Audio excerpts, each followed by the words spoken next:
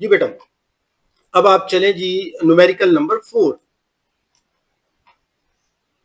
जी बेटा, what is equivalent temperature of 25 degree Celsius on Fahrenheit and Kelvin scale.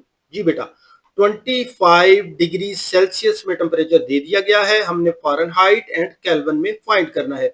ये same वैसे ही जैसे 7.1 किया, जैसे 7.3 किया, इसी तरह से 7.4 होना है। ठीक है बेटा, ये आप ऐसे ही इसको समझने के लिए मैं आपको एग्जांपल दे देता हूँ। समझने के एक कमरा है, उसके अंदर तीन तरह के आपके पास थर्मोमीटर है। एक थर्मोमीटर सेल्सियस का है, एक फ़ारेनहाइट का है, एक केल्विन का है।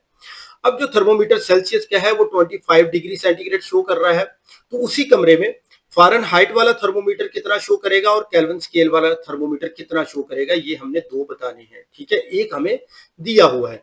तो जी बेटा, चलते हैं न्यूमेरिकल की तरफ। बेटा, वही कन्वर्जन के फार्मूले याद कर लें, यही तीनों फार्मूले बार बार इस्तेमाल हो रहे हैं।